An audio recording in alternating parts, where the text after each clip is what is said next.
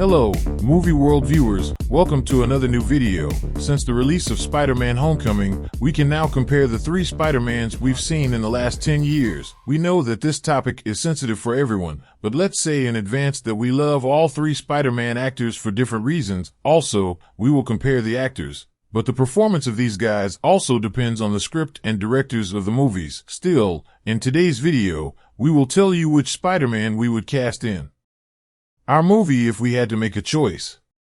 Before I get to the main topic of the video, I would be very happy if you subscribe to my channel, because I put a lot of effort into these videos and your subscription encourages me to make more videos. Now, let's move on to the video. Spider-Man is normally a nerdy and a social high school student. Although this was tried to be portrayed in 3 different series, we think it was best shown by Tobey Maguire. He really looked like someone who had a hard time in high school. Andrew Garfield, on the contrary, was able to stand up to the bad boy and skateboard at school, although portrayed as a loser and a hard worker. Andrew was actually a handsome and sophisticated guy who sat in the corner of the classroom. Look at that hair. I tried to do that every day in high school, but I couldn't. As for Tom Holland, we think the character is right in the middle. He's not very social, but Flash gives him a lot of trouble. He doesn't have an answer to that, and he's like the character in the comics. So character-wise, Tobey and Tom Holland are one step ahead for us. Now let's look at the relationships of the characters.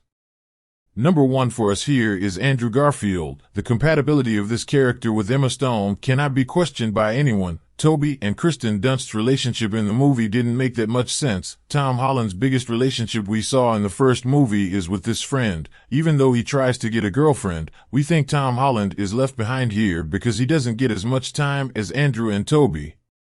As Spider-Man, each character is really fully realized. Andrew Garfield and Tom Holland are physically closer to the character with their subtlety. Tobey's natural web shooters are odd and different from the comics, but they all work well in costume.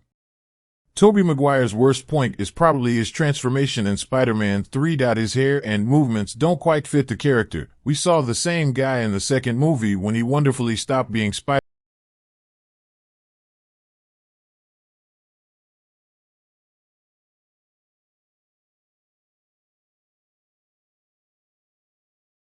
is his admiration for the character. He made such a surprise at Comic-Con after he was chosen as Spider-Man, and apart from that, he has always tried to help people as Spider-Man. He didn't want to stop playing the character anyway. The best thing about Tom Holland is that he is a dancer and athletic. In the movie, he can do these kinds of moves himself, and that gives him a different look. It also helps that he is the youngest Spider-Man in age. He has a real high school look.